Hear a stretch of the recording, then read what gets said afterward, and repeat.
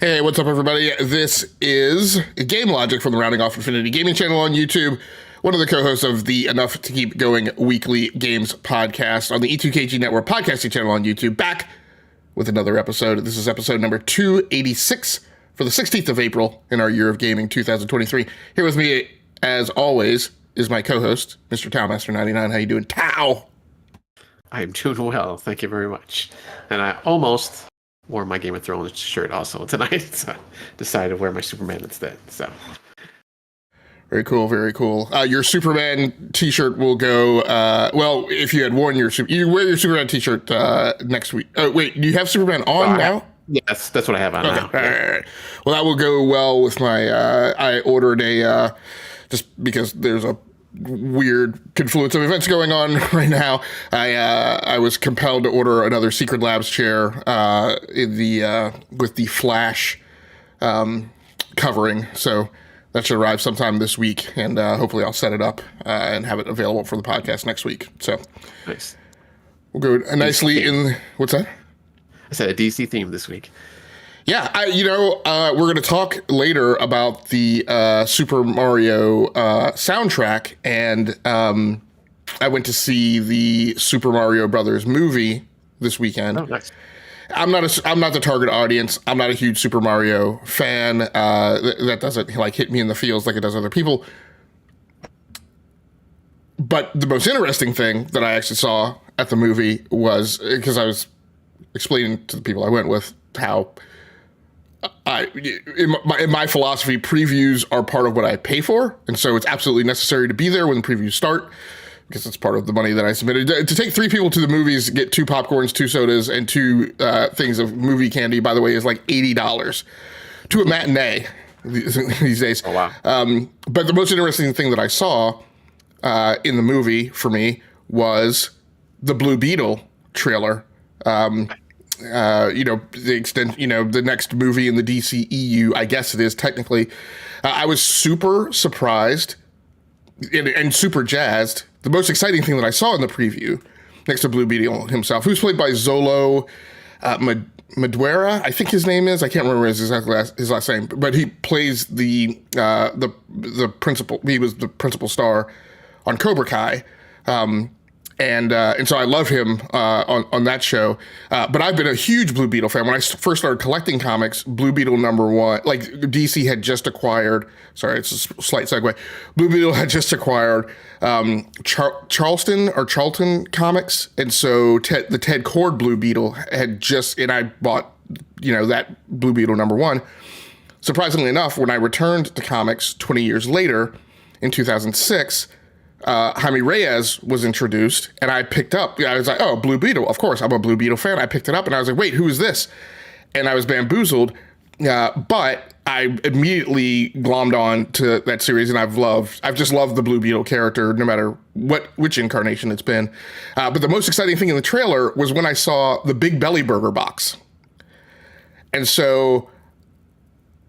I mean, technically, theoretically, this movie would not be part of the Arrowverse. However, there's the Big Belly Burger box. So I'm not sure exactly, what's going to go down or how it's going to be managed, but I am super, super excited. Might be the first good DCEU movie in a very long time. But anyway, folks, we're here to talk about video games tonight, and we got a barn burner. So without much further ado, let's get to it. Starting off tonight with our with segment 1, our main gamer experience stories, which is where we typically talk about the newest games we've been playing, whether those be new games or mostly current year games. Sometimes they're new because they just showed up in a subscription service, but whatever would have you. What I have been playing is MLB the Show 23 on PlayStation 5. Finally got around to getting that started. I continue my run of buying every year's version and then not playing it. So, or at least not playing it as much as I should. So I did finally started. I bought a physical copy this year. Actually, coming up with some reasons to, start going back to my local GameStop. So I bought it. I watched the intro. You know, these intros for MLB the Show are kind of at the point. I think they've been at the point for the last couple of years where they have an equivalent amount of panache as the intro to Gran Turismo, which, sad to say, one of the most exciting aspects of the Gran Turismo game for me, since I'm not really a huge fan of the way that campaign is structured, is the introductory sequence. And then once I see that, I've gained like 50% of my ROI in the game. But it was really interesting. You guys talked, I think, last week, maybe the episode that I wasn't on or the episode before, I can't remember, about the Negro League, and you're playing it on Xbox. Is that correct? Yeah, actually, Xbox and Switch. Okay, all right, very cool.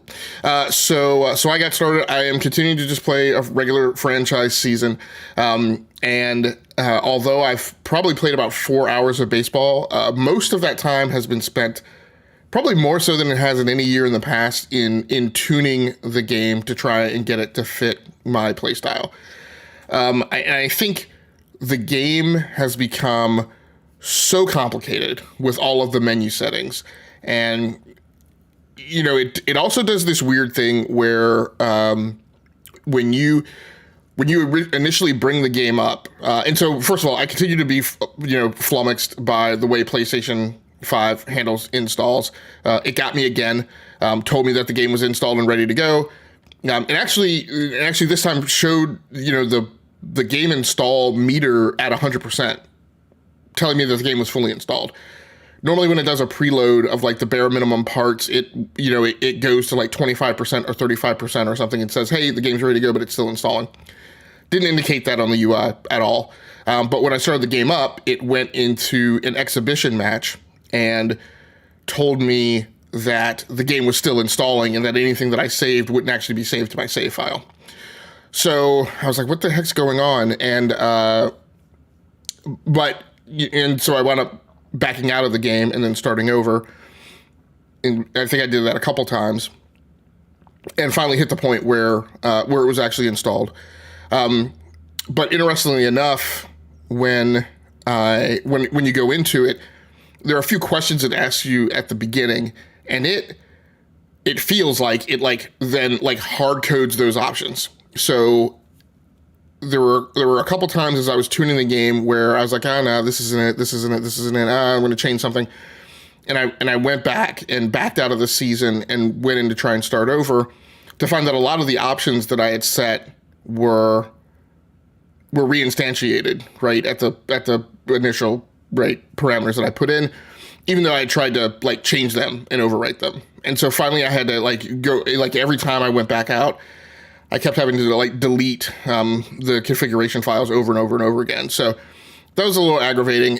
And what's aggravating in MLB in the Show, and I think that they definitely improve on, is they're not transparent about which choices they say, oh, when you make these choices, you can change them. Oh, okay, but where are they? Right?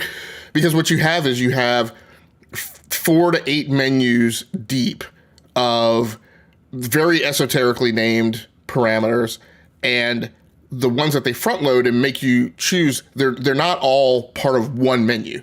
They're scattered over multiple menus. So for instance, I went in and changed the pitching type, and I went back and forth and experimented a few times with the pitching types that I used. It defaults to the I can't remember, to the meter style pitching type, which I was just not getting, which is a very kind of NBA 2K foul shot type setup, and I didn't grok with that.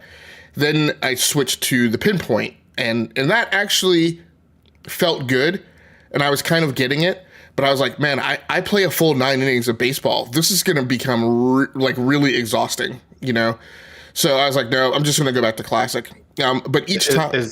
Is the pinpoint where you just pick the pitch and then you can manually you pick wherever in the strike zone you want to throw it? Is that the pinpoint? No, that's the classic. So where the pinpoint is kind of like if you've ever played Wizardry or some of these magic games where they actually have you draw a glyph on the screen to actually throw a magic spell. It's very much like that. Each pitch has its own weird arc that you have to trace with the left stick. And then if you trace that correctly, the closer to that pattern that you trace, the better your pitch is. So and then I finally went to classic, and the problem is like every time I changed that in game, but then would come in because I didn't know. Well, the pitching. I think what went on with the pitching type is no matter if you that is one that is encoded to your franchise file, I think, not your configuration settings. So even though I went in to each restart of my franchise season and changed the pitching type, every time I came back in, it defaulted back to the meter. And I'm like, but it also then never gave you an option to select your pitching style, and it's not tied to whether or not you pick simulation or classic or difficulty level. And where it is in the menu is there's one of the key menus has both an L1 trigger and an L2 trigger to flip pages. So it's like you flip pages with the L1, but then each page also has you flip pages with L1 R1, but then each page also has an L2 R2 alt to the page, like another subpage.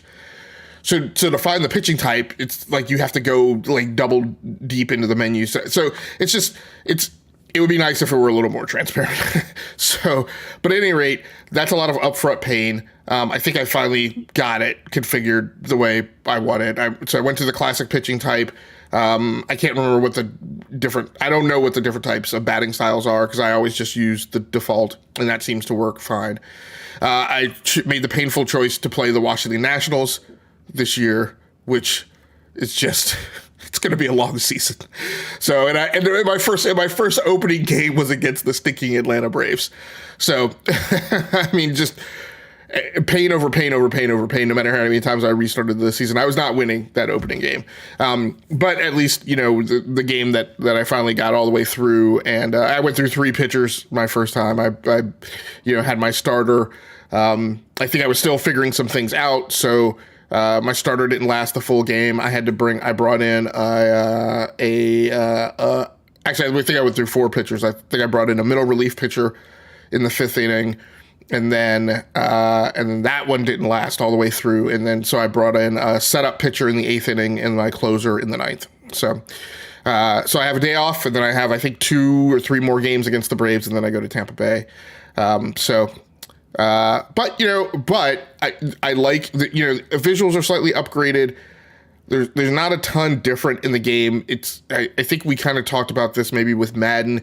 They keep adding, a bit and a skosh in the potato sack every year. But if you just play the game the same way every year, I don't know that it really matters. So it's very funny that, they keep progressing these games, but people tend to glom onto these games and play them the same way every single year, regardless of those modifications and updates. So, but the game, in years past, there's been problems with fielding. The initial time around, DBQ and I have talked about it in the years past where, very frequently the game launches and it's kind of janky, and it takes a patch or 2. But this one plays pretty well out of the box. I think it's been out for maybe about a month. So maybe those first kind of patches have arrived. Obviously, it's a more complex development cycle for them now, with multiple versions that they're deploying on different platforms. But overall, I'm pretty happy with the way that the game plays. Happy enough, in fact, that they don't have. I think you could make the choice, but at least the fielders, they start moving on the ball. When the ball leaves the bat. So, in years past, they didn't. You had to manually push them in that direction. I've had a couple instances where I misread the ball, and the guy started moving in the wrong direction. But that's me working out fielding. But overall, I'm pretty happy with it, and I've been impressed enough in the initial outgoing that I've decided that in my continuing yearly rotation of Halo Infinite and Call of Duty season passes, I'm actually going to put MLB in that mix as well, and hopefully get in a lot more baseball than I usually do every year. Any questions or opinions or anything you heard in that mirrors or highly differentiates from your experience with MLB on the Xbox? Yeah, I mean, I've been playing kind of off and on all this week too. This past week, I should say. And yeah, the menu system is. I mean, you got to go. Sometimes and sometimes it doesn't make sense. Like there's an option where you can go into your inventory just from like the settings menu. It's not even like going into your character. You know, you can see all the different things you unlock, like bats and gloves and stadiums and all this other stuff. But when you click on it there, when you're not in your character, it just gives you options to like, you know, you can sell it, you just get rid of it, or all these other options, but you can't actually equip it to the characters you created, which I never understood. It's like, oh, okay, because I'm just doing the road to the show where I create my own character. It's like, why can't I just equip it from this menu? I got to go into top left corner, and then I have to pick my character, and then I can go into like there's a bunch of menus in there that I can kind of filter through and pick stuff. So it's just kind of weird that you can do stuff like that. But yeah, otherwise, I mean, Xbox or even on the Switch, I mean, I think I mentioned that a few weeks ago. It plays fine. So obviously the graphics aren't the best, but it's still MLB the Show. So this is what would be my third year, I believe, that I've been able to play it on the Xbox, and I think only the second. Second for the Switch. So I didn't play it last year on the Switch. So it's my first year playing on the Switch. But yeah, I'm still having a ton of fun. And actually, this past week, I've just been doing like the challenges and the moments. I think the challenge of the week and the moments, which is like the weekly or the monthly challenges they give you. So that's kind of cool. I like doing those. Just playing certain scenarios. I don't know if you ever touch that stuff. Nope. It's kind of like I said. It's really funny how different people approach the game. And like the thing you mentioned about like the equipping stuff to your character, like I just never touched that stuff. I mean, and I wish there's a way. It's constantly popping up those alerts and notifications of like what you've earned and stuff. And I'm like, I wish that stuff you could bury it and just it would never be in my windshield because I don't ever touch it. So yeah. But very cool. I left your two games as parts 2 and 3 in segment 1, mostly because one of yours I am going to start playing sometime here in the next couple of weeks, and the other one I have been playing. I'm very curious to hear how our progression matches up. But why don't you start talking about 2 games you've been able to access via Game Pass? Yeah, so actually both of these I played through the xCloud. I just been streaming them. First one is Ghostwire Tokyo, which I think just came out about a week ago. I think that's just last week actually for the Xbox. Had been exclusive on PS5 or PlayStation. I think PS4 and 5. Before that, I think like they had like a year exclusivity because this is Tango Works, I believe, as the developer from Bethesda. So they had that exclusive on it for a little while. So kind of first person. Kind of shootery, but I mean using magic instead of guns here for at least for the about an hour or so that I've played of it so far. And I don't want to give too much away, but you kind of this character that gets kind of fused with this ghost, he's a ghost basically, hence the name. And I only played, like I said, I only played for an hour, and it was basically just the first level, so it's kind of like a tutorial basically without being a tutorial, which is kind of nice. I didn't hold your hand too much. But I will say that, like I said, I played it. I did an hour of the game, but it was probably like 3/4 of that was actually playtime, or maybe even half of that, because the beginning is pretty long, like the intro of it. So, which is, I don't know. Maybe it's just because I don't play single player games, and it's just a single player game as far as I can tell. That often, anymore. And I don't know, this one just seemed to be an exceptionally long kind of intro, but I've been enjoying it so far. You got to kind of get your progressive tree system that you can, level up different areas of, your powers and stuff. So I think I just did like the one so far, which is kind of obviously because it's the introductory level, but I'm enjoying it so far. Gameplay is pretty much spot on. I think I got to fiddle with the sensitivity though, because it seemed like a little too much. Like I'm just like barely turning the sticks, and I'm like whipping around and stuff like that, which is kind of weird because it's just like the opposite of most games that I play. Excuse me. But other than that, yeah, I mean, all the graphics are spot on. The gameplay is good. You kind of have almost kind of seems like a kind of go-to thing in these types of games nowadays, where like you can like sneak up on people if you want to, and kind of just do that, one button takedown, if they don't detect you. But then there's other kind of like shooty aspects where you're like kind of like finger gunning magic, and doing stuff like that. So I don't know if I'm assuming there's more magic type stuff. I haven't really seen anything other than like the finger gun magic, as I like to call it.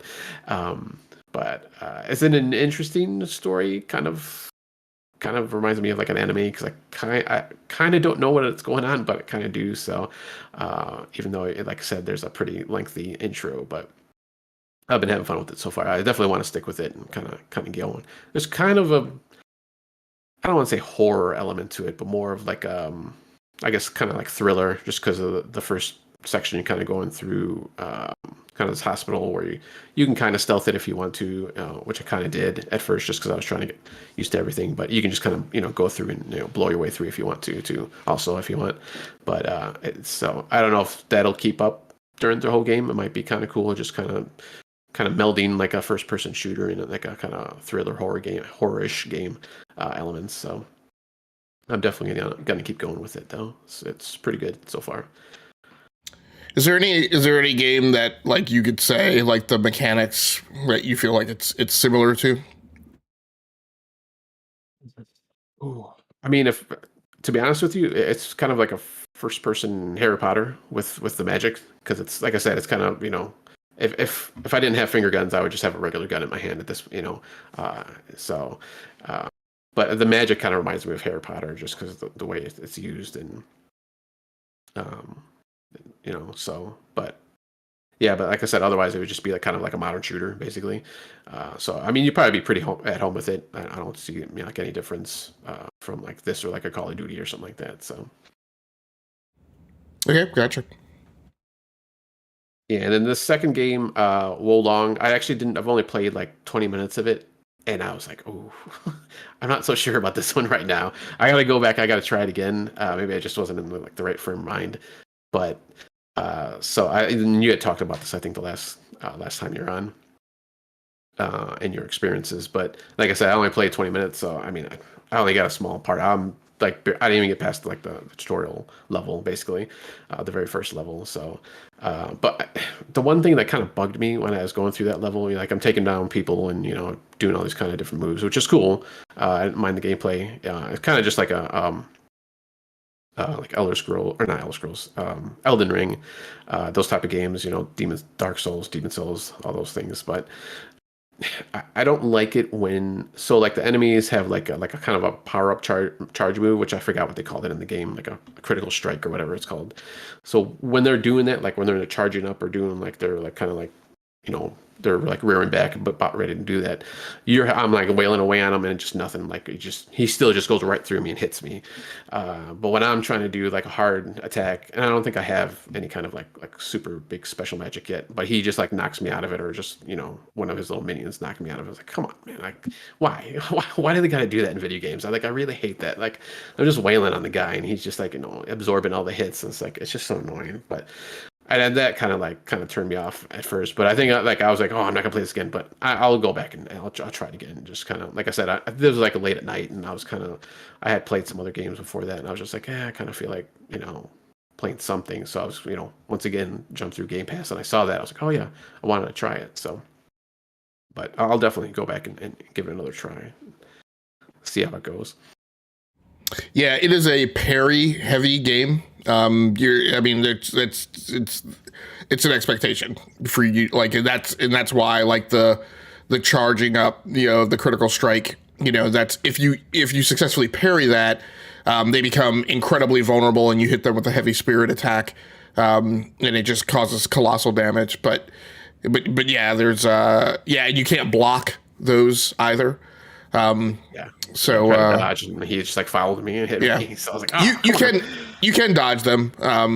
Okay. But one of the things I find very difficult with combat is like the analog stick input. In fact, for parry dodge. First of all, the circle button does parry or dodge, and if you move, at least for me, and I'm playing on PlayStation 5, if you touch that left analog stick at all, you're going to wind up pulling a dodge.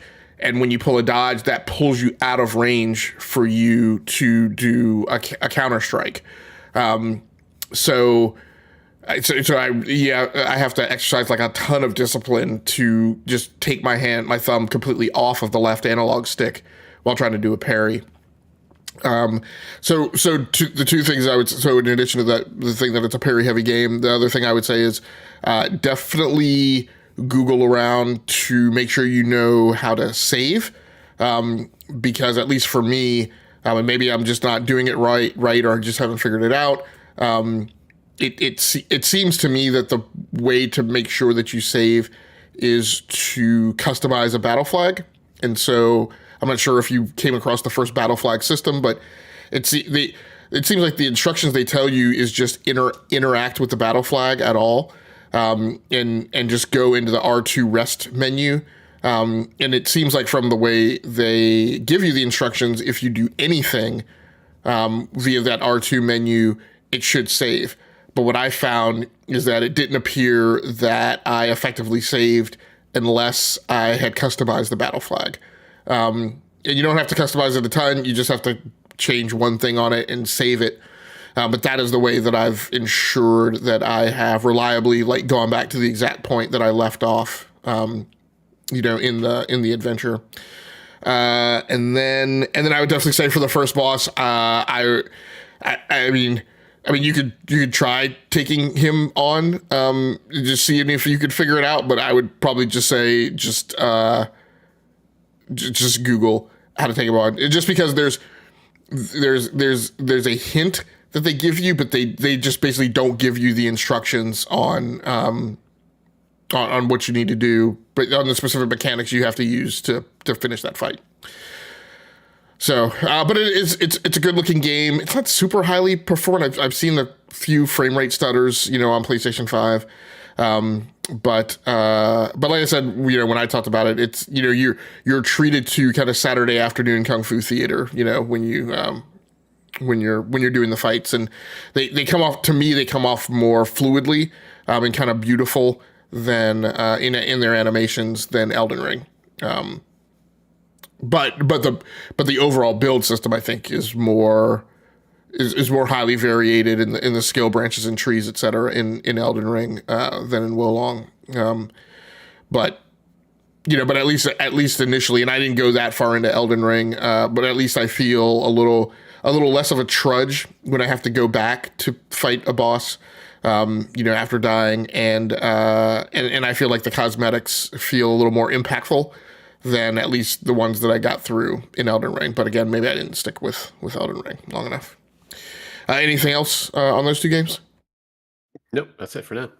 Okay. Well, I'm planning on checking out Ghostwire Tokyo on Xbox via Game Pass, and I'll continue playing Wo Long on PlayStation 5. But over to our news segment, our first story in the rundown by Matt Wales over at Eurogamer.net.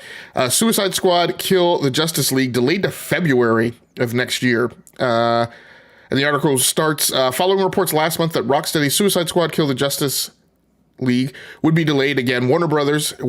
has made it official, and then some, pushing the Batman Arkham Knight follow-up's release all the way back to the 2nd of February 2024. It's kind of weird that they would pinpoint a date for next year. This does, of course, mark the second substantial delay for Suicide Squad Kill the Justice League, which was initially expected to arrive in 2022 before Warner Bros. Made the decision to shift its launch to 26 May this year in order to make the best game we can. Now, all the ado about this game has been about it targeting being a games as a service, a living game, a continuing game. It would seem and appear that most of the pushing it off to next year is so that they can work on that. It appears that they have the combat elements and a lot of the systems in place, and so a lot of the presentation polish, if this is for managing things like microtransactions, battle passes, progression trees, things like that, it's a full year that they're backing off of that. I don't know that I've ever heard of anything like that. Does that change your outlook on this game? And I can't remember if you played Gotham Knights or not. Yeah, no, didn't onboard Gotham Knights. Neither did I. No, yeah, I played the first one, Arkham Asylum, just like a demo, like way a long time ago. But the other two games, I never got a chance to get around to. Okay, but last year's Gotham Knights, you didn't play that either, right? Okay. Yeah. So we have this studio who has a great pedigree, has done a lot of great work in the past, similar to what Arcane is trying to do with Redfall, stepping onto kind of a wobbly platform and trying to pull off the same thing with 343i Studios, right? When they tried to push Halo Infinite to become a games as a service. That is not something that you just go into. And, we give Bungie a ton of praise for pulling off Destiny, but let's remember Destiny 2 was the second at bat for them to try, right? And what they got into with Destiny was they hit the point where they said, we need to crumple up this paper, throw it in the trash can, and build a different system to enable all the things that we believe we're going to need to do to sit in this living framework for 10 years. Does the delay of a year, do you feel like that gives them enough time to nail the games as a service elements, and does it increase your confidence in the game? Well, I mean, to be honest with you, I wasn't really looking forward to this game. I was never really a big Suicide Squad fan. And so I was like, when I heard this, I was like, okay, I mean, I guess that's fine that they're gonna, delay it.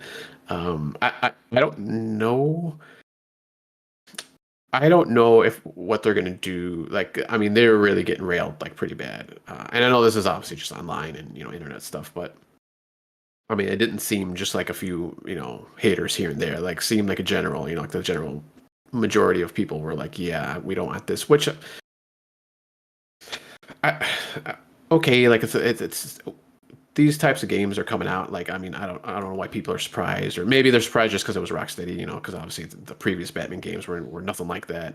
It wasn't live service or anything like that. Just open world and open world-ish, I should say, for the last two games, and then obviously Arkham Asylum was a little bit more contained, but still.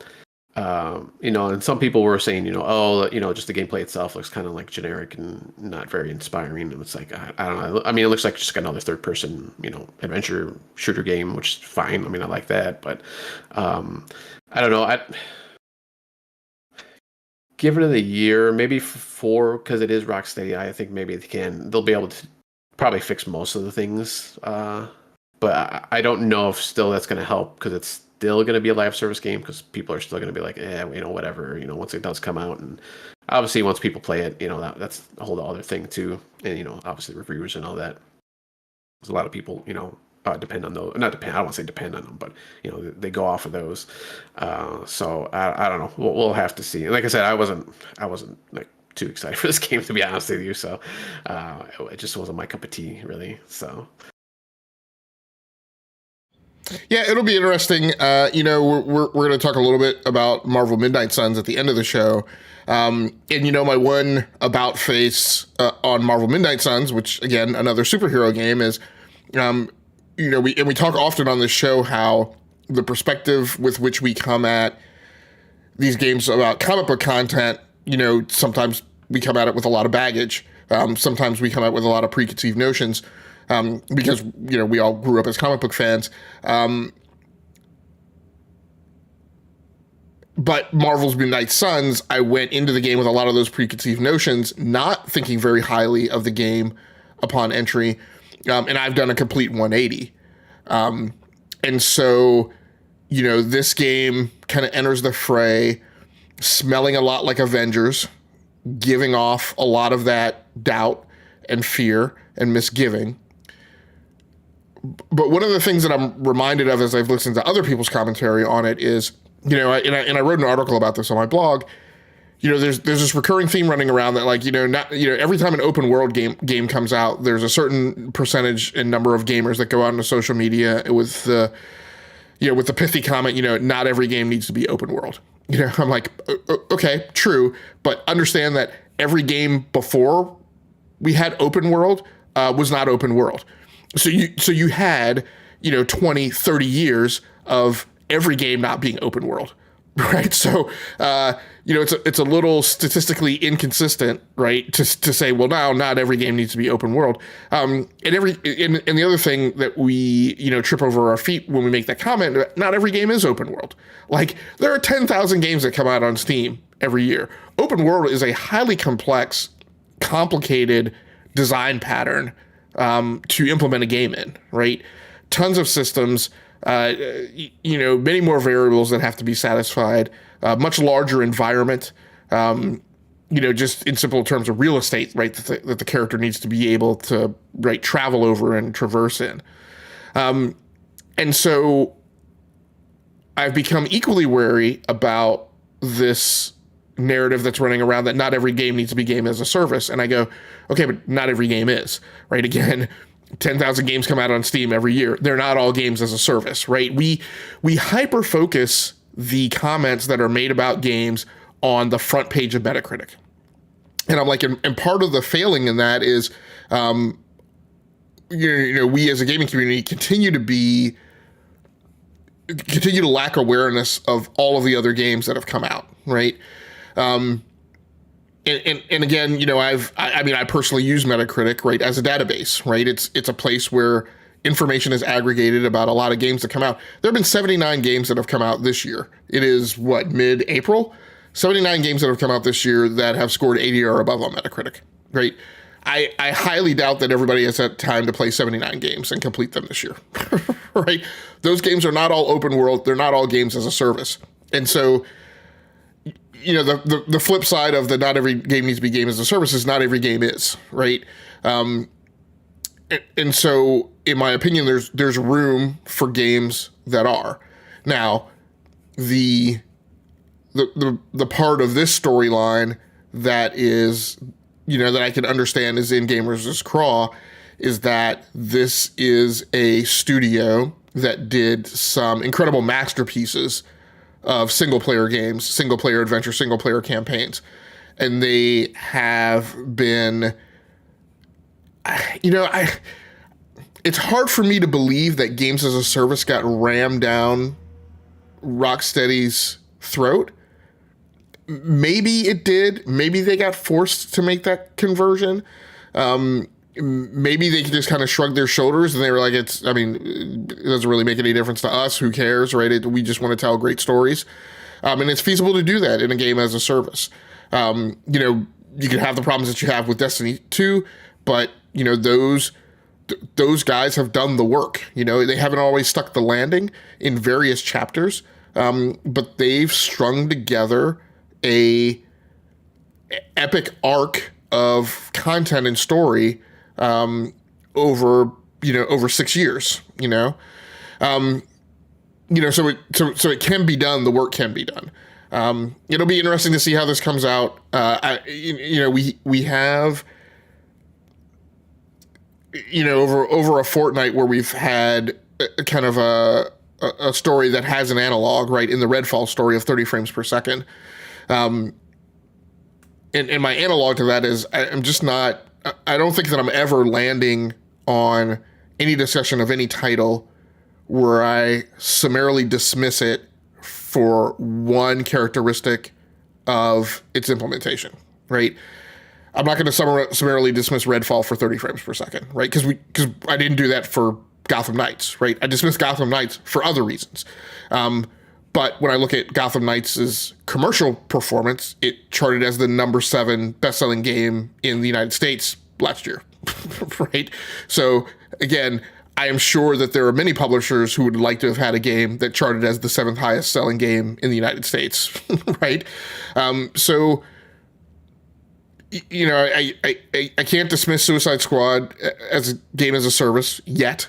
I'm not going to, but the problems Halo Infinite has, for instance, in my opinion, are problems it's had in fully sticking the landing on making the conversion to game as a service, right? There are problems with the drumbeat and the cadence of content that they're putting out. There's problems with any notion of a real story, right? It's really kind of threadbare from that perspective, and it doesn't trace it doesn't provide the engagement and kind of the epicness of the arc of a Destiny 2. So, again, I'm not ready to take it off the table just because of that. If I take it off the table, it'll be because of how the whole package comes together. But I do have the same misgivings that I have with Avengers, where I'm like, I don't know that I ever want to be a DC or Marvel comic book character in a game as a service, because I'm never gonna feel like I own that experience, right? It doesn't make sense to me from a fictional standpoint that I'm gonna be King Shark, right, as a career, right? If I'm gonna do that, I want to make my own character. He'll be the tank. Right. But I want to make my own character, and I want to have that provenance. That's a very big thing to me. So, but it'll be interesting to see how the story develops. Anything else you want to mention? Yeah, I'm glad you kind of brought that up at the end there, where I think that's where I kind of have a problem with not just this Suicide Squad, but with Avengers 2, and not so much the game as a service part of it. Well, I guess it kind of intertwines with just when you're playing these games and you make these games, obviously you're talking about content, so there's like different and this might go into more like RPG-ish territory, or maybe even like looter shooter. Like it doesn't make sense to me coming back from like comic background, and maybe that's just because of me. Hey, I got the Hulk, or I got King Shark, or I got Captain Boomerang, whoever these characters are, and then they're getting pieces of equipment. Like, hey, Hulk's got pants now that has, +2 power, or he's got gauntlets for some reason. Like when I was playing Avengers, you're getting these. I was playing mostly Kamala Khan, Miss Marvel, and she's getting all these different pieces of gear and stuff. I was like, this doesn't make any sense. Like, even though I don't know who Kamala Khan, like I've never, I kind of stopped, following comics, or well, I stopped buying comics when she kind of came about. But I knew who she was, and like, it doesn't make any sense. Why does she have like gauntlets and like all this other stuff? Like, it just doesn't make sense to me. So that's kind of one of the problems I have with this kind of game as a service with comic characters, just because it doesn't make any sense. Now, if they just like did Hulk costumes, that would make sense. Like, hey, if the Hulk became Smart Hulk, or he became Mr. Fix-It, stuff like that, that would make sense. But all these little pieces of gear and stuff that it obviously doesn't make sense to me.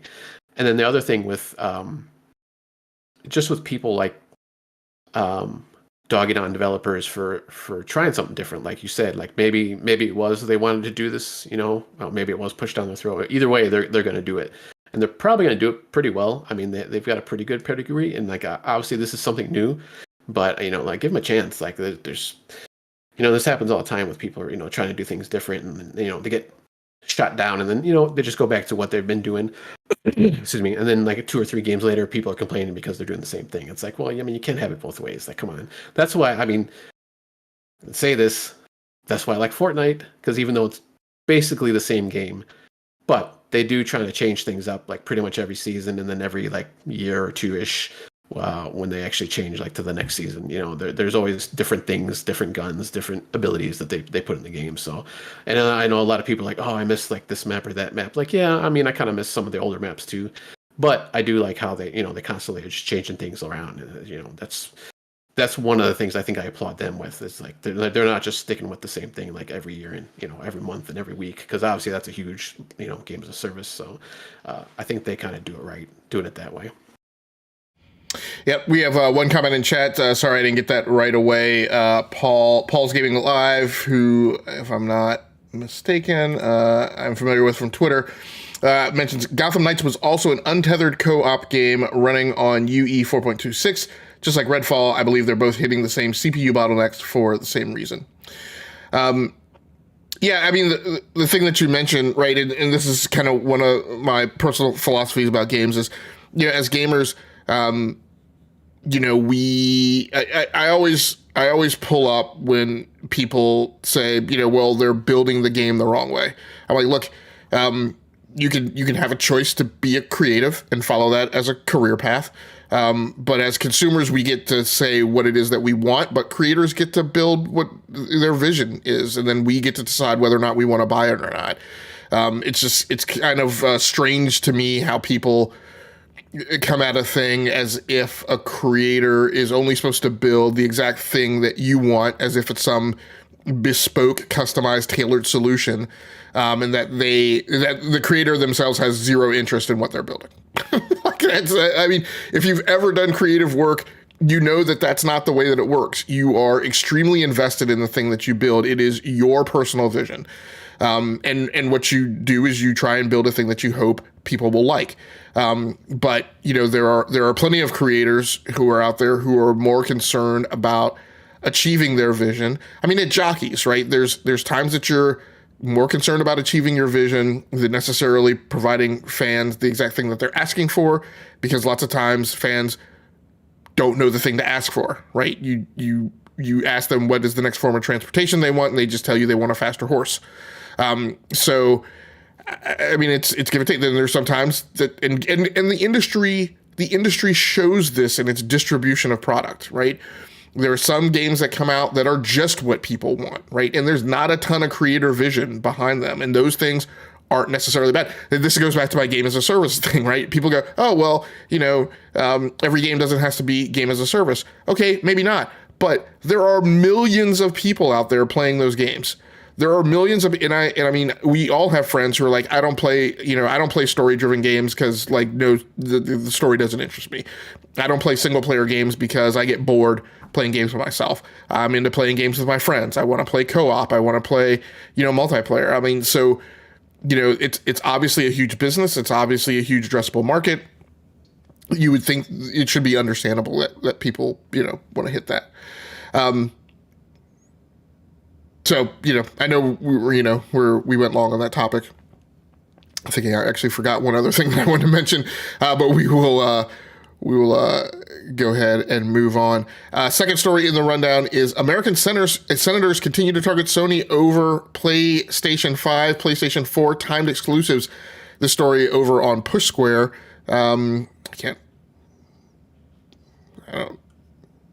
So when I put it in reader mode, it sometimes rips out who the author is. So I apologize for not crediting you, but the link's in the show notes. People can go read it and still see that person's work. Sammy Barker. Thank you. So the article starts, more and more American senators are calling out Sony over its timed exclusivity deals as the fallout from Xbox's unfathomable $69 billion acquisition of Activision Blizzard continues to rumble. North Dakota's Kevin Kramer is the latest to throw his hat into the ring, sending a letter to CEO Kenichiro Yoshida expressing concern about the company's efforts to protect its gaming console business from competition. Unsurprisingly, one of Kramer's campaign contributors is Microsoft, as has been consistent with several other U.S. politicians since this story started. Tao, any thoughts on this topic? I mean, yeah, but that might take us into another big long rant. So, I mean, I guess like they mentioned how like Forspoken and Final Fantasy 16, are exclusive, timed exclusive. So it's not like we're never gonna see them on anything else. But I mean, it's just kind of a little ridiculous, I think, to be honest with you. So I'll leave it at that for now. Well, I'm glad you went there, and I am going to go on a rant. So, Okay. So here's my problem with this is that, and I think my analog to this is often in corporations and businesses that I work with. We often have to think about policies, and we have to think about choices we make and precedents we set. Paul's Gaming Live says that he agrees. I think this was with his. I think he was agreeing with the thing I mentioned about gamers. Gamers get to say what we want, and then creators build the thing that we build, and then we decide whether to buy it. Paul's Gaming Live mentions now, I hate how political these things get in the U.S. LOL. So the analog to that is follow, when you launch a barb, follow it all the way through to see where that arrow is going to land. And I'm going to conflate things that are going on with these senatorial contentions that they're having with Sony, and where the primarily Xbox community is kind of rallying around this theme. You have to follow the theme all the way through. And so number one, these accusations that Sony has made deals for exclusivity that are anti-competitive. I don't think it's fair or equitable at all to lodge that solely at Sony. The notion of marketing exclusives, which are really, I mean, and really these are really go-to-market exclusives in the tech domain. These things have been a part of this industry for 40 years. Sony didn't start it because they weren't around at the start of the industry. And so these things go all the way back to the 1980s. Microsoft has also made exclusive deals, marketing deals. And one of the things that particularly aggravates me is people often forget about id at Xbox. When id at Xbox launched in 2013, one of the things that it carried with it as part of the baggage was a parity clause that basically said, let me see if I can remember exactly what it was. Developers accepted in the initiative received. Now I'm losing it. God damn it. Yeah, it doesn't quote exactly what the policy was, but the policy was that if they were going to launch on id at Xbox, they had to launch on Xbox at the same time or first as any other platform. And so as policy, they could not launch on PlayStation and then launch later on Xbox as part of the id program. And what that took away from developers, it took away their freedom to determine which platform they were going to focus on first, which means for teams that weren't teams of 100 or more people, it caused constraints in how they wanted to manage their development pipeline. So that was a Microsoft policy that required you to prioritize their platform. Not entirely different. If the Sony deals are exclusive, not entirely, or if the Sony deals are anti-competitive, then that policy was not, radically less anti-competitive. My point is that if you have a concern about exclusivity, it is not a Sony problem, it is an industry problem. And so it's, in my opinion, unfair to go after one corporation when all of the corporations are exhibiting this behavior, and not only exhibiting this behavior from a platform owner perspective, but also the publishers and developers who are accepting the deals. That's also part of my problem. And so now again, follow the theme all the way through. So we're saying this is a problem. Is it a problem only for platform owners? Because all the platform owners participate in this behavior. Nintendo participates in this behavior. Microsoft participates in this behavior. One of the things that Kramer wants is he wants all of the documentation for all of the agreements. And I'm like, only from Sony? Why not also the ones from Nintendo? Why is it Microsoft having to put them in? And the justification for it is that there are 221 jobs in North Dakota and room for growth over the next 10 years. I got news for you. North Dakota is not a hotbed of gaming software development, right? I haven't heard a bunch of themes of people opening up tons of gaming development studios in North Dakota. North Dakota is not a particularly hospitable climate that lots of people want to move to, right? I don't think you have to be worried about gentrification of North Dakota, impoverished living into suburban America. And so a lot of there's no Ubisoft in North Dakota. So it's just entirely preposterous, right? The wobbly legs that this is standing on. But my point is that it's an industry problem. It should be a discussion across the whole industry. The things that I've written about this and that I've said is you're not going to remand behavior that's been permitted in the industry for 40 years without government oversight and government regulation.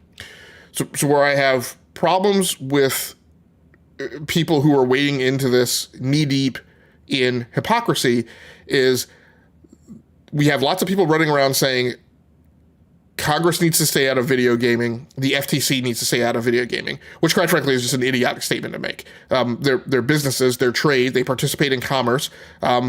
We have a regulated commerce environment in the United States. It's not just willy-nilly do whatever the heck it is that you want to do. So they're going to be involved in gaming because gaming is a business. And this is one thing that, lots of gamers seem to fail to understand is that, again, gaming is a business. And so what you're really talking about is, if you don't like exclusives, if you don't like that Sony's doing exclusives, then you really have to open the aperture of that conversation.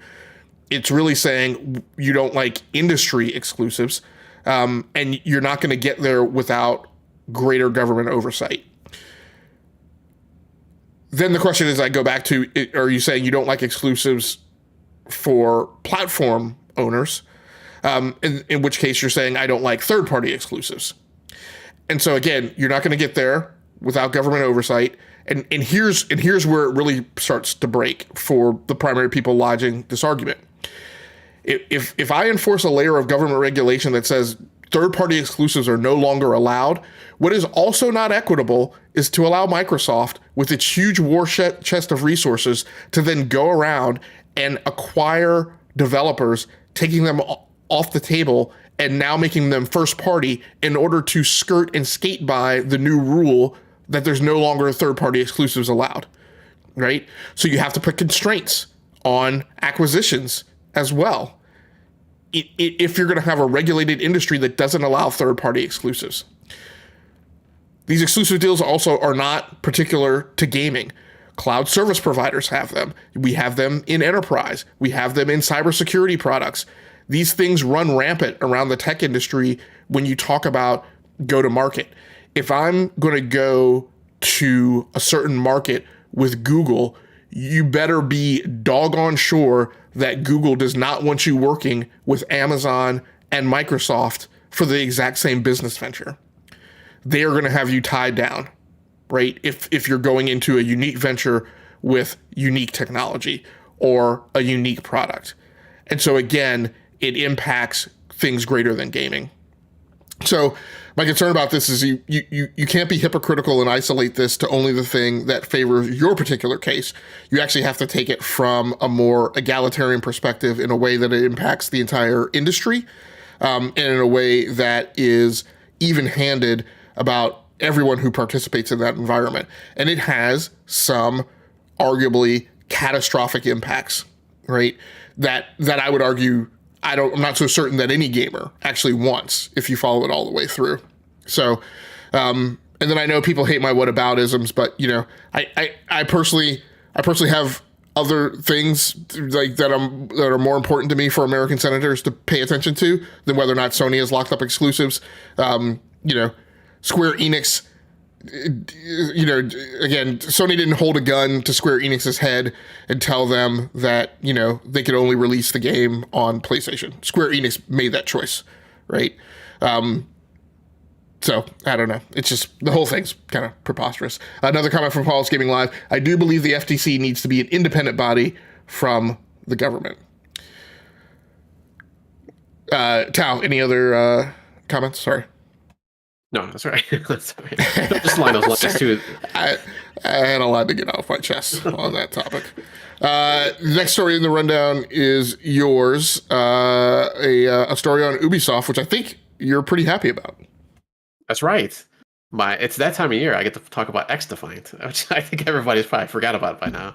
That's Ubisoft's shooter it's a free-to-play shooter, actually, that they're probably going to bring out sometime this year. I thought it was supposed to be last year, but they have another closed beta that's going to happen on April. Well, actually, one happened on April 13th, and then there's another one coming on April 23rd that you can go to their X Defiant website and to sign up. But there was a bunch of things. One, like I said, the game's going to come out evidently because they've got closed betas now going, and then they just had a bunch of new content for this beta. One being, I guess there's no NDA this time around. For these two tests, where you can just, if you're on social media or streaming services, you can, stream away. I guess they had it pretty much locked down last time in their last closed beta. This one now, like I said, there's no NDA at all. And then just some of the new content they have actually they had quite a few maps when I was looking through the list here. They had like 14 different maps, but I guess before they only had 13, now they got 14 because they had a new one, Echelon HQ. And if you don't remember what this game was, it's kind of a mishmash of all the what all the Tom Clancy IPs basically kind of mashed together into a shooter. So they have a new map coming. They have new phantom abilities, where I guess those are like special powers for each class within the system. New progression system that you complete challenges and you'll get new weapons and characters and skins for all those weapons and skin characters. Also, new profile tab where you can customize banner and title cards and all that kind of stuff like that. And then some exclusive rewards that'll come out for the beta, which will carry over to, I guess, future betas. They haven't really said if that's going to carry over into the actual game itself quite yet. But as for now, there's still, as far as I can tell from the article and some of the other places I was trying to look at, there's really no date yet when this will be like fully released. I'm assuming probably at the end of the year, possibly maybe midsummer, maybe, since these are kind of closed betas, and usually once we start getting those betas, it's not too much longer usually when the game comes out. So we'll see if and when they actually announce anything. Maybe around the E3-ish time, June or so, whenever they do maybe their next direct type stream or a live stream. So also, if you go to there's certain streamers that will Twitch streamer, excuse me, that will, if you watch them for about 30 minutes or so, they're handing out codes also for the beta. So, and I'm assuming you can do that in the future, which I didn't realize that was a thing until recently with some of the other games where you can like watch a streamer for whatever amount of time. Usually I just throw it out in the background and you can get like certain stuff for certain games. So I just kind of like that cosmetic stuff. Like, and they do that for No Man's Sky and sometimes Rocket League and stuff like that. So, but that's different games. But does that make you excited for X Defiant there, Game Logic? Are you thinking of maybe trying the beta or just trying the game out, and since it's free to play? At some point. Well, I think my first question that's interesting is a comment that Paul's Gaming Live put in the chat. It's basically COD times a hero shooter. So have you had that feeling? Does it have the hero shooter smell around it? No, I haven't had a chance to actually play it yet. So it does just look like Call of Duty. To be honest with you, just regular multiplayer deathmatch and stuff. Some of the modes, actually, now that I think about it, let me go back to that other article quick. So they mentioned some modes. If you want to ask another question while I look for that. So my problem, for me, in my gaming style and the things that I like, if it has enough of a hero shooter lean to it, that's gonna turn me off. I'm not super interested in hero shooters. It depends. So SWAT 4, or now what is it, Ready or Not? That has more. It has more of a. Your hero, right, is essentially the build that you create by your weapon selection, right? And so that has it's a little more impactful than your loadouts in Call of Duty, just because Call of Duty is such a random bout of chaos, impacted by the map. But with the opening of the maps, that is a little more prevalent and impactful, even in Call of Duty Modern Warfare 2 this year, right? Like, it's like I have a feeling of who the snipers on my team are, right? I have a feeling about the people who are running around, kind of with CQB loadouts, right? With submachine guns and melee weapons. It's a little more prevalent. The only hero shooter that I've ever really liked, and it's super sad to say, was Lawbreakers, which didn't survive. But I've never, the big thing about hero shooters for me is I feel like they have much more of a social aspect to them, where I don't enjoy playing them unless I'm playing with other people. And kind of one of my requirements, because of the weird times of night that I play, and other factors, is the key thing for me for multiplayer and games as a service is that I have to be able to solo queue. And if I can't get extract enough enjoyment out of the game playing by myself, then I'm unlikely to onboard. I have recently played another Ubisoft beta, which I can't talk about. But the fact that I can't talk about that game, and that game should be coming out next year, and people will be able to talk about this game, tells me that this game, as you mentioned, should be coming out sooner. So maybe this year, maybe early next year, maybe Q1, calendar year Q1 next year. Paul's Gaming Live mentions you have skills that are on cooldowns. Okay, so that sounds like a little bit like Outriders. I have played all the closed betas for it, and says that Lawbreakers could be coming back, by the way. Anything else on this story, Cal? Just for the playlist that you can go through. So they got Escort, Zone Control, Domination, and Occupy, which, I mean, sounds about pretty Call of Duty-ish, so your normal modes in there. Yeah, but they do have those kind of hero shooter type abilities in here. I only saw the new one, which is Blitz Shield, which is basically a personal shield you can like bring up. So I'm assuming each class probably has their own one ability, just like any other like Overwatch and stuff like that. So I've played, like I said, I've played Overwatch before. I mean, I enjoy it. I don't think Call of Duty has done anything like that before. I mean, you got the kill streaks and stuff like that, so maybe you kind of compare it to that a little bit. But that's more on when you do like the kill streaks and skill streaks and all that kind of stuff. That's more on you to be able to get that many, kills or whatever you have to do to unlock those things. So, and I know sometimes they're a little bit more forgiving depending on which Call of Duty you're playing. Like sometimes you have to get in a row, otherwise you don't get it, or it kind of builds up. So I don't know how it is with the newest one, with MW2. But it's also configurable, and you're not constrained based on the character that you pick, which is what I mean is like I mean it kind of sort of has like inferred classes, but you're again on my continuing me banging the drums about player provenance, right? It's the class that you decide to build. Yeah. Each time. And I mean, and definitely my loadouts are kind of representative of a class that I want to play. But it's entirely up to me, right, how I want to stack that. So yeah, it'll be interesting. I signed up for this, or the next one, I guess, because I missed the 13th, but I want to try to see what it is. So we'll see if I can talk about it next time. All right. Next story in our rundown is the new standard in gaming. GeForce RTX gamers embrace ray tracing DLSS in record numbers. This story by Brian Caulfield over on the NVIDIA blog. The main crux of this story is, one quote from it. The way people think about video games is changing too. Today, 83% of GeForce RTX 40 series desktop gamers with RTX capable games enable ray tracing, and 79% turn on DLSS, showcasing the widespread adoption of these revolutionary technologies. They're also widely adopted among prior RTX 30 series and 20 series owners.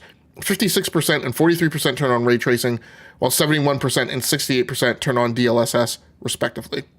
I think there was one other quote that I wanted to pick out here because it threw shade at AMD.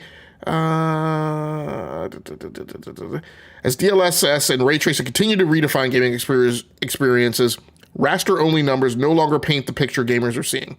This is only natural because, as PC gamers know, the full picture is looking better than ever. So if you're wondering why that particular shade was thrown, it's because in the current ongoing graphics processing war, AMD has focused and doubled down on rasterization, whereas NVIDIA has pulled ahead and has focused on ray tracing.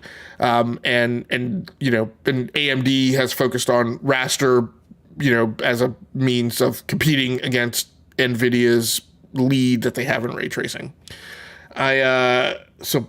So Paul's Gaming Live mentions, I turn on DLSS because so many games run like crap on PC right now. I think, so this is an ongoing, dialogue about the people who are more focused on cards that perform better in raster versus the NVIDIA cards that perform better in ray tracing. For me, neither one of those things are important, right? I mean, for me as a live streamer and content creator, in most cases, the reality is my primary choice has to be an NVIDIA card.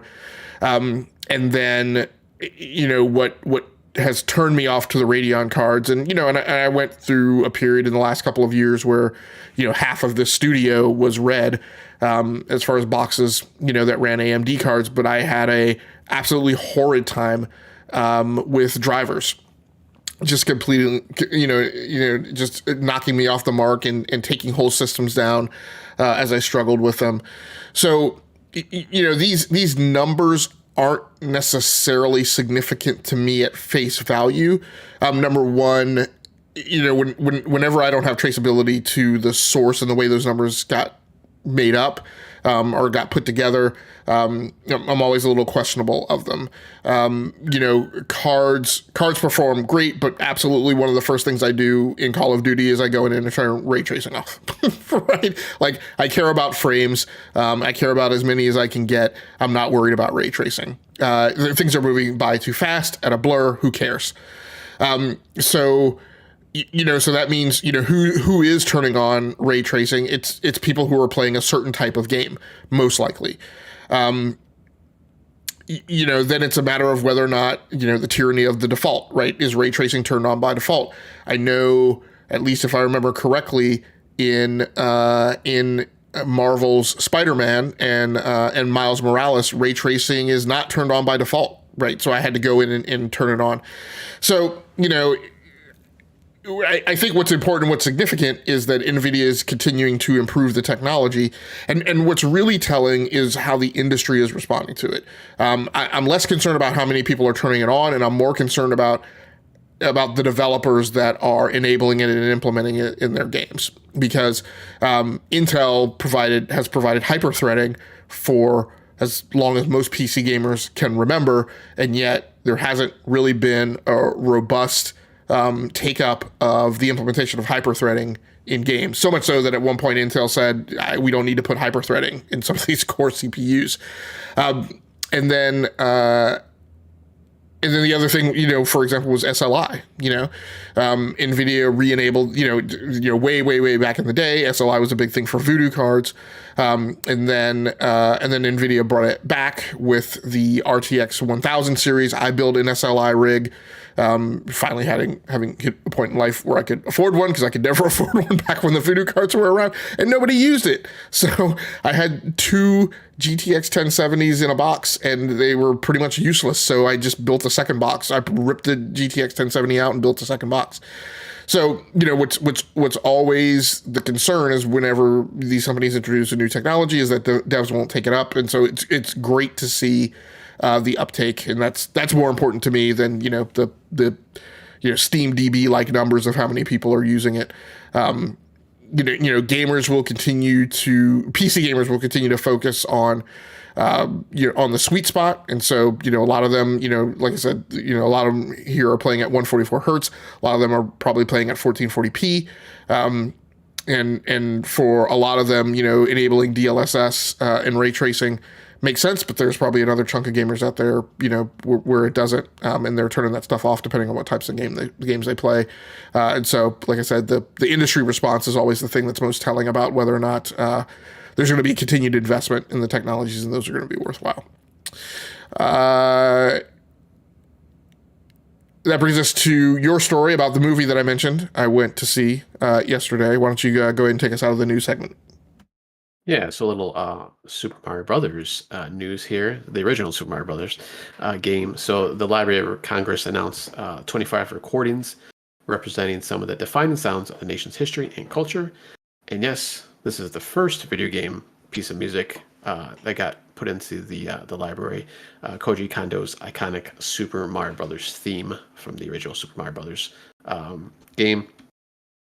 And from this induction, some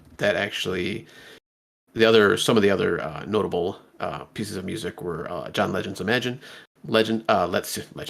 Led Zeppelin's Stairway to Heaven, Madonna's Like a Virgin, and Mariah Carey's ever popular All I Want for Christmas Is You, along with Carl Sagan's Pale Blue Dot. So some pretty good company there that Super Mario Brothers theme gets to go in there with. So I just thought it was kind of a cool little article, just since this was the very first piece of video game music that kind of goes in there. And this is actually from Gizmodo. from Andrew Laswersky, I believe is how you say this person's name. So he just kind of goes on to mention how Kondo he's done all kinds of music for Legend of Zelda and just all the Legend of Zelda series, excuse me, and just other kind of iconic Nintendo video games, Star Fox.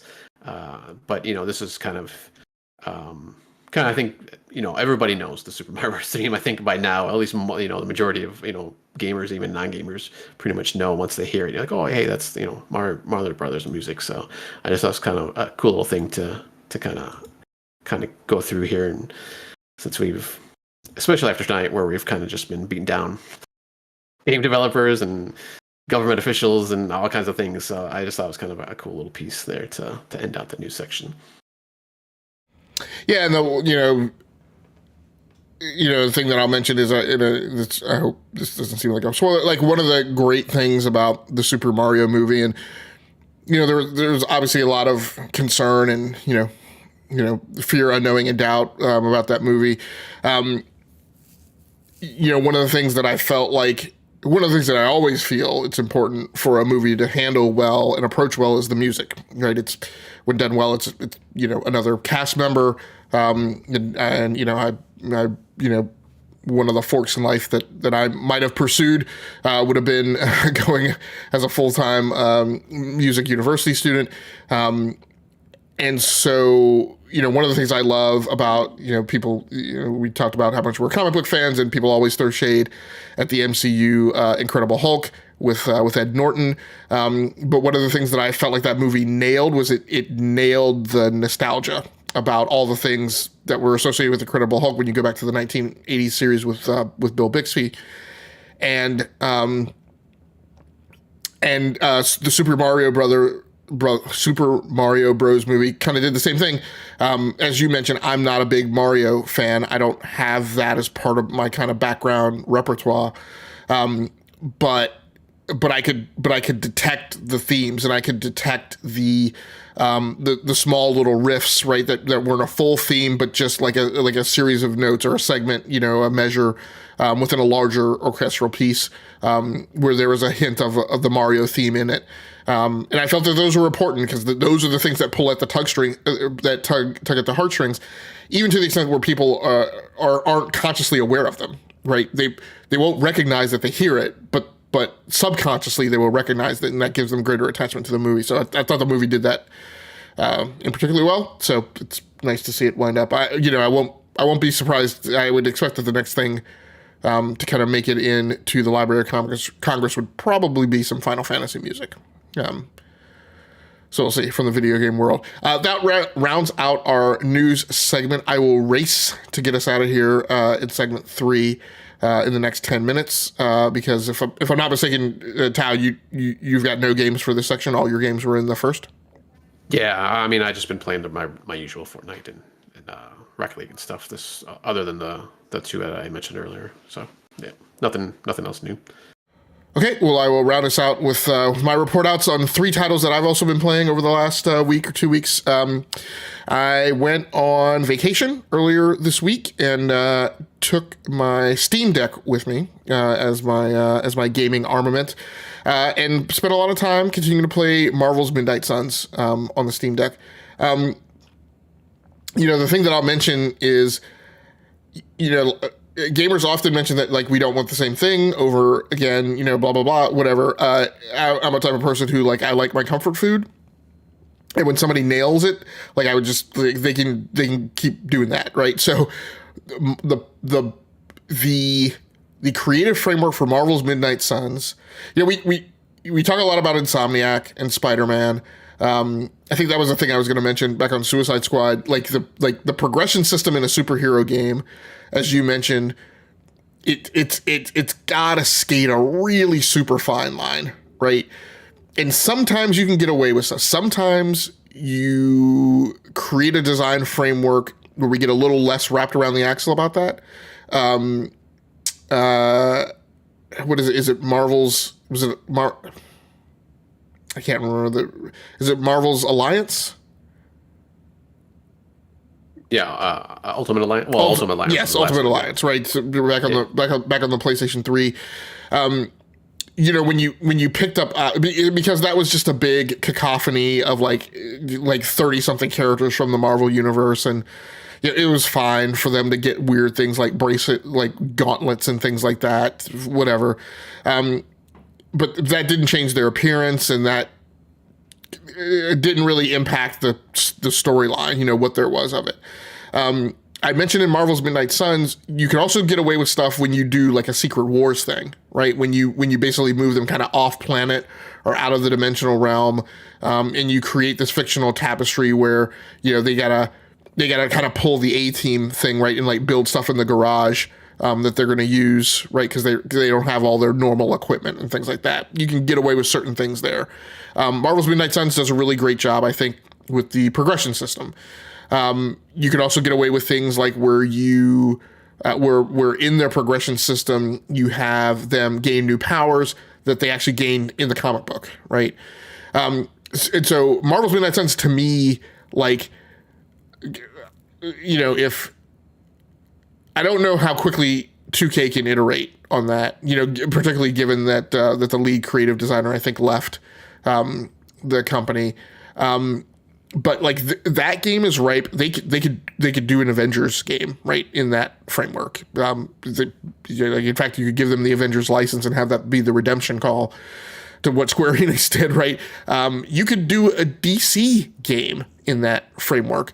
The key thing would be giving them enough time to nail the story elements, because the story elements and the amount of scripted dialogue in that game and the way it feels comic authentic, to me, is really amazing. And even the voice actor who plays the Hunter in that game does a really great job being a new character in the MCU, whose dialogue just melds with, right, like just feels natural and organic in a Marvel setting. So I had tons of fun with it.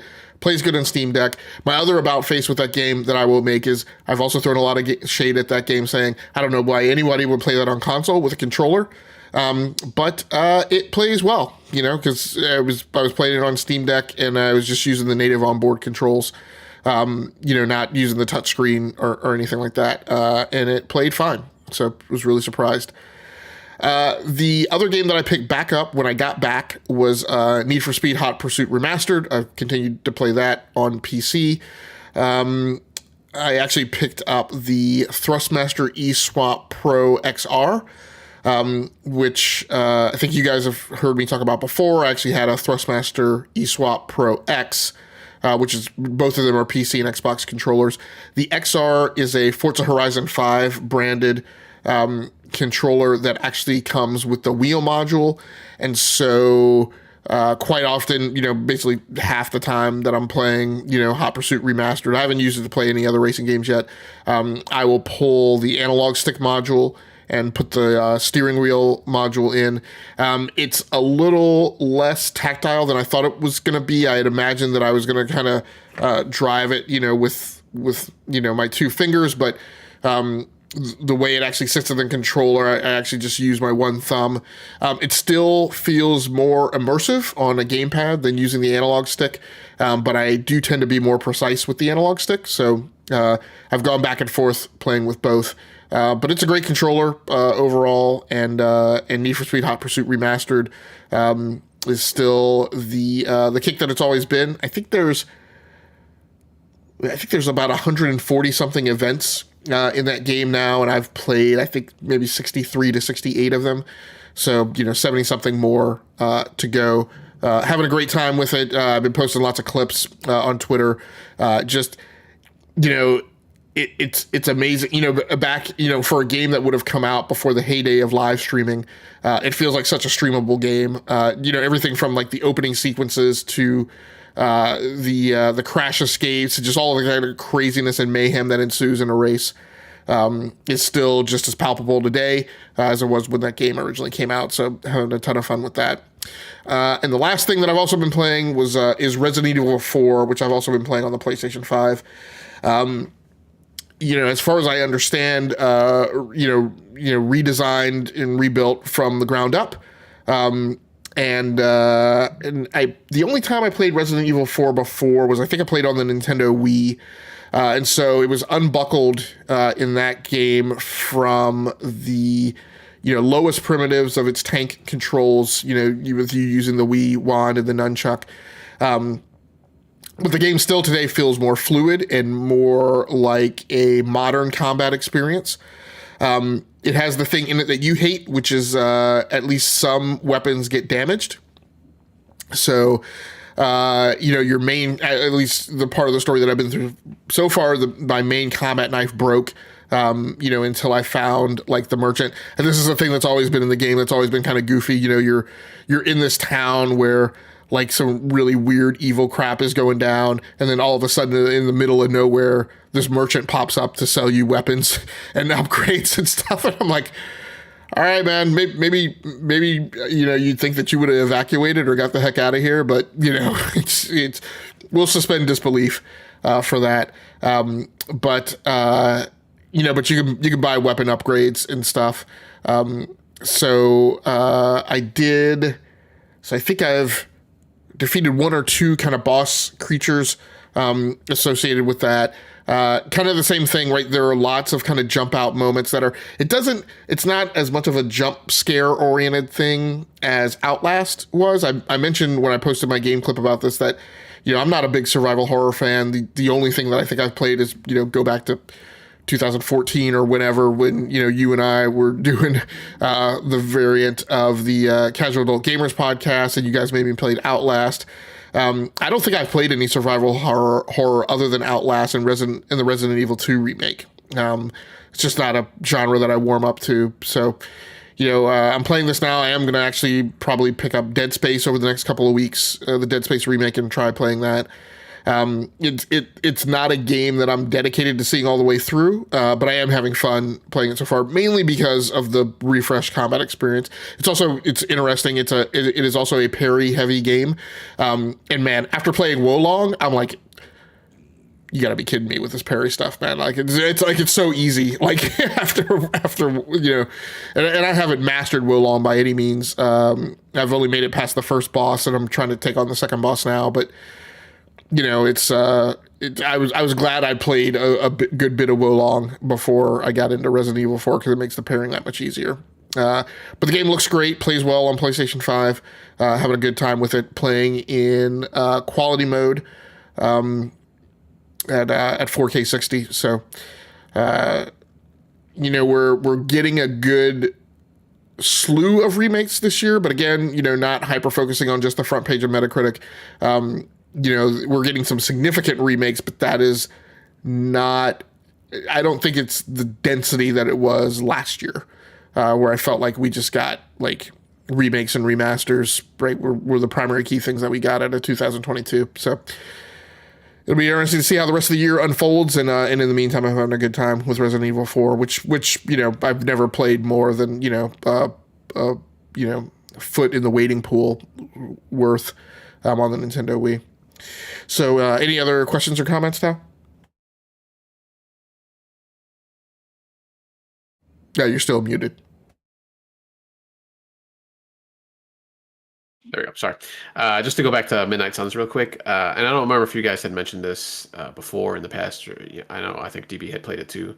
You had mentioned the Hunter voiceover work, but in general, like, is the voiceover work pretty good? Like, did they try to go like the Avengers route, where they kind of try to get like people similar to like the Avengers from the movies, or is it more of just kind of doing their own thing? No, I mean, it very much feels like they didn't try and stray too far from kind of some of the Avengers formula, from the MCU formula. The voices, I think, are similar, and the mannerisms are similar. They're a skosh a bit off. Tony and Doctor Strange seem to be the two who are most antagonistic of each other. Banner's not really on site with the team, so that dynamic is a little different. Tony sounds a lot more like I had I had his. He doesn't sound like Robert Downey Jr. There's. I had the voice in my head who he reminds me of, but it's he comes off a little less cool, I think, than Robert Downey Jr.'s kind of than like the Elon Musk kind of, Robert Downey Jr. and a little more geeky, I feel like. But and then Peter Parker feels, I don't know, maybe he is closer to a Tom Holland because he feels way out of his depth. And he doesn't feel like an experienced Spider-Man. And maybe he feels different in that manner. I want to say it's during the years he's in college. So maybe that's me feeling that the character feels time displaced from the Insomniac Spider-Man. So and the Into the Spider-Verse Spider-Man, which are probably the two most recent renditions that I've experienced. So, but probably the Carol Danvers voice work probably feels the best. Ernie Reyes, the new Ghost Rider, I also like him. I don't know that I buy. So first of all, it's also a little off-putting that they call her Magic, whereas I've always referred to her as Magique. So I don't know that I mean, there's a whole like weird, like overly dramatized thing about her relationship with Wanda, which I didn't read that in the comics, so I don't know where that came from. But I mean, obviously, she's a new mutant. Wanda's the daughter of Magneto, so I would assume that they would have probably crossed paths at some point. But it just feels a little overly to me. And then there's, I'm not familiar with the character Nico, who I guess was part of the Runaways. So I don't know who that is, yeah. But so far it still feels comic book world grounded. Although it's kind, I think that's the thing. It's weird to me in that it feels like the timelines for the characters have been kind of, pick and packed from like different eras of the comic book Marvel universe, and not necessarily from one particular era. And that's where, to me, you kind of have some weirdisms, but overall it pretty much works. Nice. Cool. All right, everybody. Well, thanks so much for joining in. For anybody who happened to watch the live stream, we appreciate you, especially you, Paul's Gaming Live. Appreciate you stopping by and keeping us going during the live stream. For anybody out there who happens to watch the archive version of this video on the E2KG Network podcasting channel on YouTube, we appreciate you as well. Please feel free to like the video and subscribe to the channel so you can just receive a notification whenever we post new content. We will be back next week with episode number 287. DBQ Hams will be in the captain's seat. Tao and I will be pitching back up. And I think that's about it. Until next time, take care of yourselves. Stay safe out there. Play the games that you like. Come here to talk about the games that you love. Once again, my name has been Game Logic on the Rounding Off Infinity Gaming channel on YouTube. From the Rounding Off Infinity Gaming channel on YouTube with my co-host here, Towmaster99. Until next time, good night, good luck, and good gaming. That's going to do it for us. We're out of here.